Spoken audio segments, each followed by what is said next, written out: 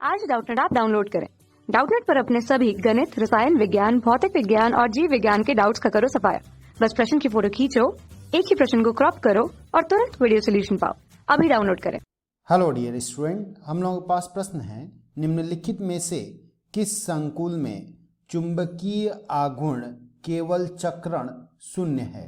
ठीक है, तो सबसे पहले अगर हम लोग बात करें चक्रण चुंबकीय आघूर्ण के सूत्र का, तो वो क्या होता है, चक्रण चुंबकीय आघूर्ण बराबर होता है अंडर रूट n और n-2। ठीक है, जहां n क्या होता है, अयुग्मित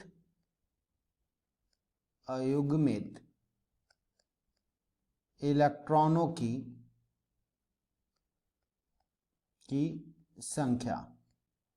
ठीक है, अब हम लोगों को ये देखना होगा जहां पे n का मान शून्य होगा वहां पे चक्रण चुंबकीय आघूर्ण भी शून्य होगा, है ना। तो अब हम लोग देख लें, तो पहला विकल्प हम लोगों के पास है क्या, तो संकुल दिया गया है Ni और NH3 और इसका 6 बार, है ना, और इसके ऊपर देखिए 2 धनायन आवेश होगा। अब निकल का अगर हम लोग इलेक्ट्रॉनिक विन्यास लिखें तो इसके ऊपर 2 धनावेश है और 28 इसका परमाणु क्रमांक है, तो ये क्या हो जाएगा 3D8, है ना, और 4s शून्य हो जाएगा। अब जरा देखिए यहाँ पे D के लिए 5 कक्षकों में 1 2 3 4 और 5, इन कक्षकों में 8 इलेक्ट्रॉन हैं, 1 2 3 4 5 6 7 और 8। और जो ये एमीन लिगेंड है ये कैसा है, एक कमजोर लिगेंड है ना, कमजोर है ये। तो कमजोर लिगेंड्स होने के वजह से क्या हो जाएगा, ये इलेक्ट्रॉनों का युग्मन नहीं करा पाएगा। मतलब यहाँ पे हम लोगों को n बराबर 2 मिलेगा, मतलब इसका संकुल का जो चुंबकीय आघूर्ण होगा चक्रण का उसका मान शून्य नहीं होगा।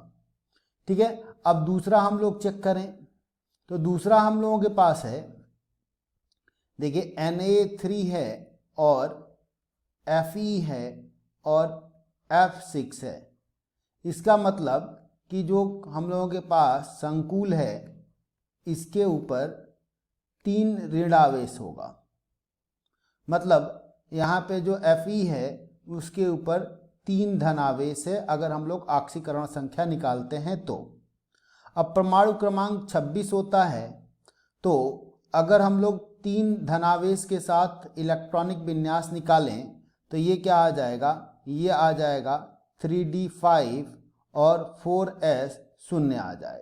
तो यहाँ पर भी हम लोगों को अयुग्मित इलेक्ट्रॉन मिलेगा। क्यों, क्योंकि जो फ्लोराइड लिगेंड है वो भी एक कमजोर लिगेंड है ना। तो 2 ये 3 ये 4 और 5, तो यहाँ पे जो ये लिगेंड है ये भी कैसा है, कमजोर है।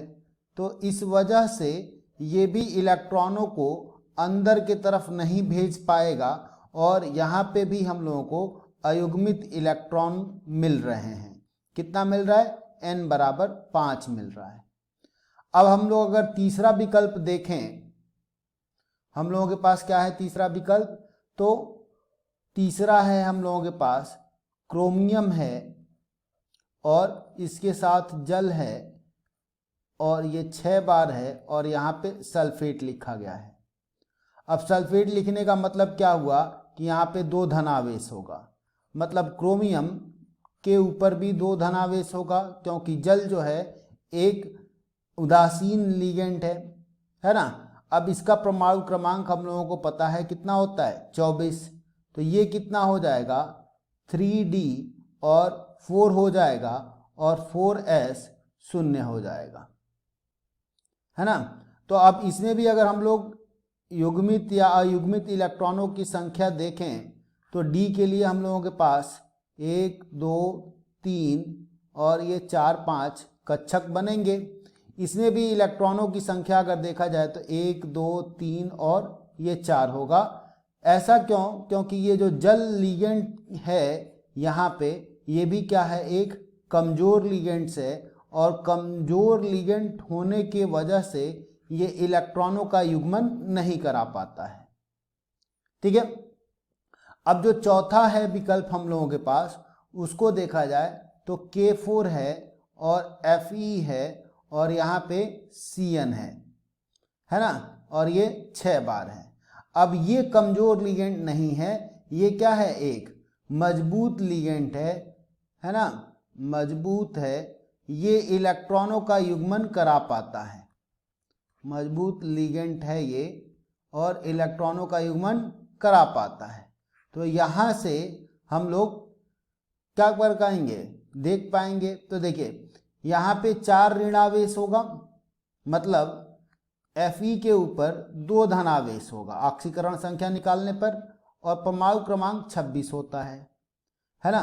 तो ये हो जाएगा 3D और 6 4s 0। अब यहाँ पे भी अगर हम लोग देखें कक्षकों में कितने इलेक्ट्रॉन होंगे तो 1 2 3 और ये 4 5 कक्षक बन गए।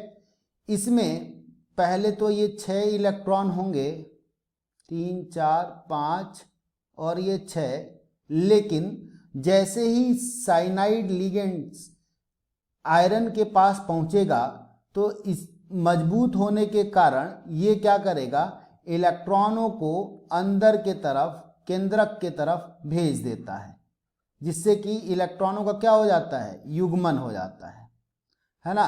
तो अब ये क्या हो जाता है, इलेक्ट्रॉनों को जब अंदर के तरफ भेजेगा तो यहाँ पे हम लोग लिख देते हैं साइनाइड लिगेंड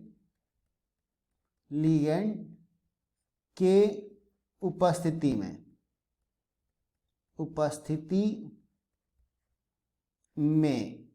है ना। अब देखिए तो यहाँ पे 1 2 3 और ये 4 5, यहाँ पे भी क्या होगा, हम लोगों को युग्मित इलेक्ट्रॉन मिलेगा, यहाँ पे भी मिलेगा और यहाँ पे भी मिलेगा। ये 2 क्या हो जाएंगे, खाली हो जाएंगे, जो कि संकरण में आएंगे। ठीक है, अब यहाँ पे अगर हम लोग n का मान देखेंगे तो क्या मिल रहा है, 0। अगर n का मान यहाँ पे 0 है, इसका मतलब क्या हुआ कि जो हम लोगों के पास चक्रण चुंबकीय आघूर्ण था उसका भी मान 0 होगा, है ना। तो अब हम लोगों को कौन सा विकल्प सही मिल रहा है, तो हम लोगों को ये चौथा जो विकल्प है यही सही मिल रहा है ना। तो हम लोग यहाँ पे लिख देंगे उत्तर है क्या, चौथा विकल्प। धन्यवाद। कक्षा 6वीं से 12वीं से लेकर नीट IIT JEE वो एडवांस के लेवल तक 1 करोड़ से ज्यादा छात्रों का भरोसा। आज ही डाउनलोड करें डाउटनेट ऐप या व्हाट्सएप करें अपने सारे डाउट्स 8400 400 400 पर।